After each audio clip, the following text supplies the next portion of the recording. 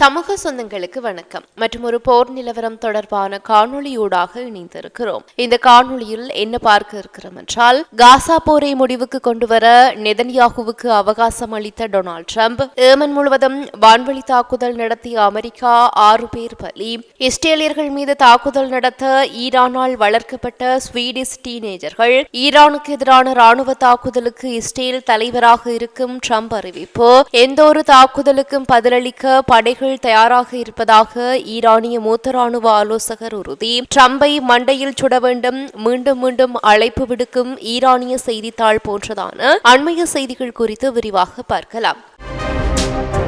இதற்கு முன்னர் நீங்கள் உங்களுடைய சேனலை தினமும் பார்வையிடும் பார்வையாளரா அல்லது புது பார்வையாளரா என்பதை கீழிருக்கும் கமெண்ட்ஸ் பக்கத்தில் மறக்காம பதிவிடுங்க. அத்துடன் முதன்முறையாக எங்களுடைய சேனலை பார்வையிடுகிறீர்கள் என்றால் சப்ஸ்கிரைப் பண்ணி உங்கள் ஆதரவை வழங்குங்க. வாங்க காணொளிக்குள் போகலாம்.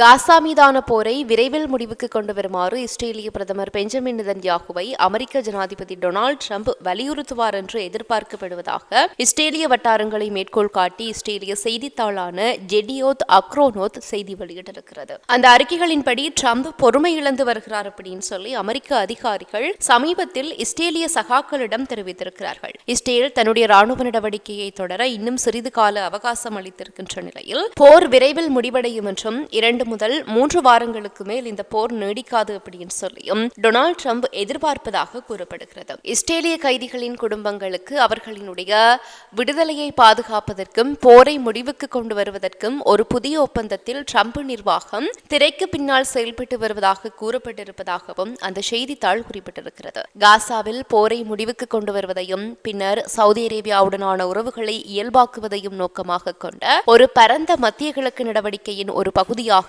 பணைய கைதிகள் ஒப்பந்தத்திற்கு அமெரிக்கர்கள் அழுத்தம் கொடுத்து வருவதாகவும் கூறப்படுகிறது.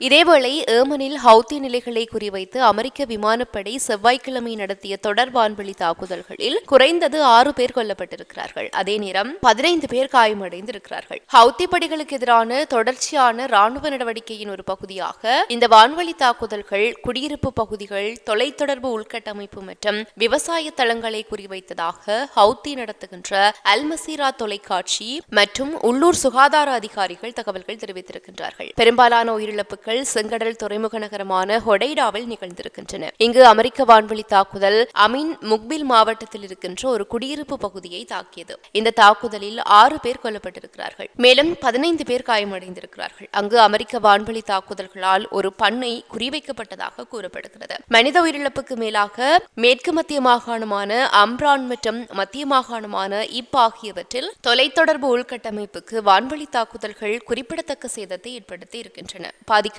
வசதிகளில் தீயை அணைக்க சிவில் பாதுகாப்பு குழுக்கள் தீவிரமாக செயல்பட்டதாகவும் கூறப்படுகிறது. ஏமனில் அமெரிக்கா தன்னுடைய ராணுவ பிரசன்னத்தை கணிசமாக அதிகரித்து செவ்வாய்க்கிழமையன்று மொத்தமாக 50 வான்வழி தாக்குதல்களை நடத்தியிருக்கிறது. சமீபத்திய தாக்குதல்கள் குறித்து அமெரிக்க ராணுவம் இன்னும் ஒரு அறிக்கையையும் வெளியிடவில்லை என்றாலும் செங்கடலில் இயங்குகின்ற வணிக கப்பல்கள் மற்றும் அமெரிக்க போர்க்கப்பல்கள் மீதான ஹவுத்திகளின் தாக்குதல்களை நிறுத்துகின்ற வரை வான்வழி தாக்குதல்கள் தொடரும் என்று முந்தைய அறிவிப்புகள் சுட்டிக்காட்டியிருக்கின்றமை குறிப்பிடத்தக்கது.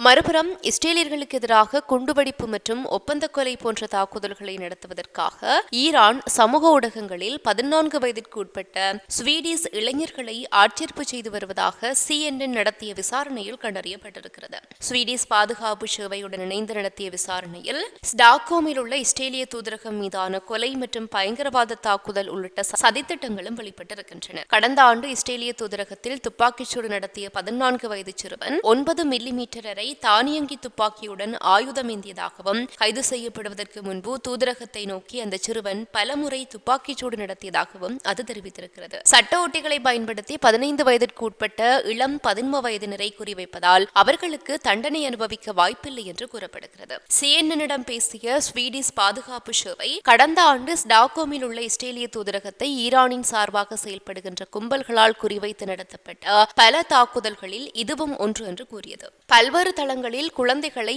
எளிதாக அணுகக்கூடியதாக இருப்பதால் ஆட்சேர்ப்பு செயல்பாட்டில் சமூக ஊடகங்கள் கையாளப்பட்டிருக்கின்றன. கடந்த ஆண்டு 2 போட்டி ஸ்வீடிஷ் கும்பல்கள் ஸ்டாக்ஹோமில் உள்ள இஸ்ரேலிய தூதரகத்தை குறிவைத்து பல தாக்குதல்களை திட்டமிட்டன. ஈரான் ஆதரவுடன் ஹமாஸ் இஸ்ரேல் மீது படையெடுத்ததை தொடர்ந்து காசா போரை அடுத்தே இத்தகைய தாக்குதல்கள் அதிகமாக இடம்பெற ஆரம்பித்திருக்கிறது. ஸ்வீடிஷ் பாதுகாப்பு சேவையின் செயல்பாட்டு தலைவரான பிரெட்ரிக் ஹால்ஸ்ட்ரோம் என்ன சொல்லியிருக்கிறார் என்றால், அக்டோபர் 7ஆம் தேதிக்கு பிறகு இந்த வகையான செயல்பாட்டு முறைமையை நாங்கள் அதிகமாக கண்டிருக்கிறோம் அப்படின்னு சொல்லி கூறியிருக்கிறார். இதேவேளை ஞாயிற்றுக்கிழமை இஸ்ரேலின் பாதுகாப்பு அமைச்சர் இஸ்ரேல் ஹாட்ஸ் 2021ஆம் ஆண்டு ஹமாஸ் ஈரானிய நிதியுதவியை கோரியதாக காட்டுகின்ற ஆவணங்களை வெளியிட்டிருக்கிறார்.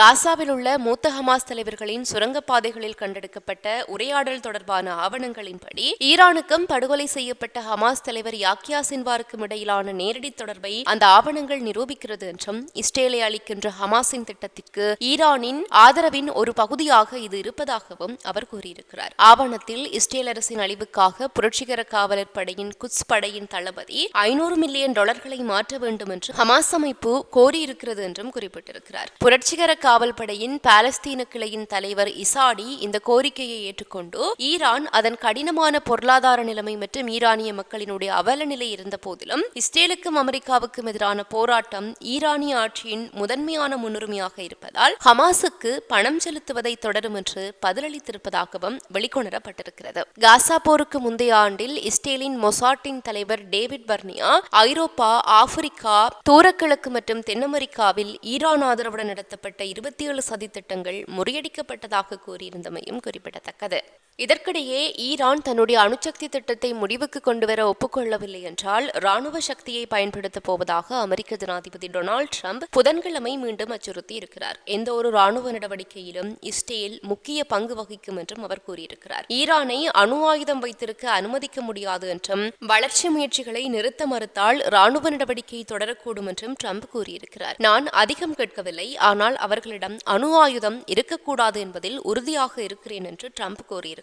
ராணுவம் தேவைப்பட்டால் நிச்சயமாக இஸ்ரேல் அதன் தலைவராக இருக்கும். யாரும் எங்களை வழிநடத்த மாட்டார்கள். நாங்கள் விரும்பியதையே நாங்கள் செய்கிறோம். ஆனால் இந்த ராணுவ நடவடிக்கைகள் எப்போது தொடங்கப்படும் என்பது குறித்து அவர் பேசுவதற்கு மறுத்திருக்கிறார். நான் இந்த தாக்குதல்கள் தொடர்பில் திட்டவட்டமாக சொல்ல விரும்பவில்லை. ஆனால் நீங்கள் பேச்சுவார்த்தைகளை தொடங்கும் போது அவை நன்றாக செயல்படுகின்றனவா இல்லையா என்பது உங்களுக்கும் தெரியும். மேலும் அவை நன்றாக செயல்படவில்லை என்று நான் நினைக்கும் போதுதான் தாக்குதல் தொடர்பான முடிவு வரும் அப்படின்னு சொல்லி ஈரானுக்கு ஒரு செய்தியை டொனால்டு ட்ரம்ப் அனுப்பியிருக்கிறார்.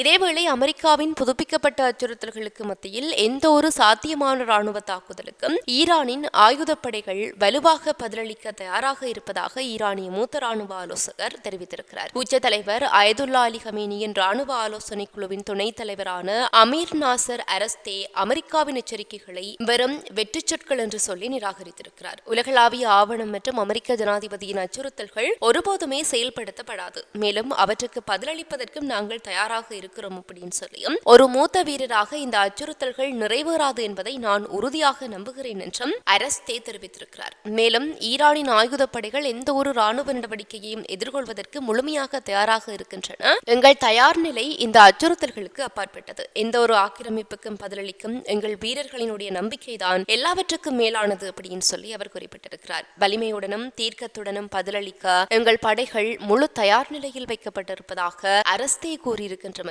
பதற்றத்தை ஏற்படுத்தி இருக்கிறது. இறுதியாக ஈரானின் தீவிர கொள்கை கொண்ட ஹெய்ஹான் செய்தித்தாள் உச்ச தலைவரினுடைய பிரதிநிதியால் நிர்வகிக்கப்படுவதாக சொல்லப்படுகிறது. இது 2020ஆம் ஆண்டு IRGC தளபதி ஹாசிம் சுலைமானியின் படுகொலைக்கு பழிவாங்குவதற்கு அமெரிக்க அதிபர் டொனால்டு ட்ரம்பை படுகொலை செய்ய வேண்டும் என்று வார இறுதியில் பலமுறை அழைப்பு விடுத்திருக்கிறது. டொனால்டு ட்ரம்பினுடைய வெற்று மண்டையோட்டில் சில தோட்டாக்கள் சுடப்பட போகின்றன அப்படின்னு சொல்லி அந்த கட்டுரை டொனால்டு ட்ரம்புக்கு கடுமையான எச்சரிக்கையை விடுத்திருக்கிறது. இன்னும் துப்பாக்கிச்சூடு நடத்தப்படவில்லை. ஆனால் ஏற்கனவே உள்ளூர் கைக்கூலிகளும் அமெரிக்க கொள்ளையர்களும் முற்றிலும் பதறிப்போயிருக்கிறார்கள். அவர்களின் மண்டையோடுகளும் ட்ரம்பின் மண்டையோடுகளைப் போலவே காலியாக இருப்பதால் அவர்கள் பயந்து விட்டார்கள் என்று அந்த ஊடகம் தெரிவித்திருக்கிறது. ட்ரம்பை படுகொலை செய்வது ஒரு நல்ல விஷயம் என்றும், பாலஸ்தீனர்களுக்கும் ஆயுத குழுக்களுக்கும் அந்த படுகொலை மகிழ்ச்சியை தரும் என்றும் ஈரானின் ஹெய்ஹான் செய்தித்தாள் கூறியிருக்கின்றமையும் பரபரப்பை ஏற்படுத்தியிருக்கிறது. இத்துடன் இந்த காணொளி நிறைவு பெறுகிறது. இந்த காணொளி பற்றிய உங்களுடைய கருத்துக்களை கீழே இருக்கிற கமெண்ட்ஸ் பக்கத்தில் பதிவிட்டு சொல்லுங்க. மற்றும் ஒரு காணொளி வாயிலாக சந்திக்கலாம். தொடர்ந்தும் சமூகத்தோடு இணைந்திருங்கள். இது போன்ற பல செய்திகளை தெரிந்து கொள்ள நம்முடைய சமூக மீடியா யூடியூப் சேனலை சப்ஸ்கிரைப் செய்து அருகிலுள்ள பெல் பட்டனை கிளிக் செய்யுங்கள். மேலும் செய்திகளை உடனுக்குடன் தெரிந்து கொள்ள சமூகமீடியா.com என்ற இணையதளத்தின் வாயிலாக எங்களுடன் இணைந்திருங்கள்.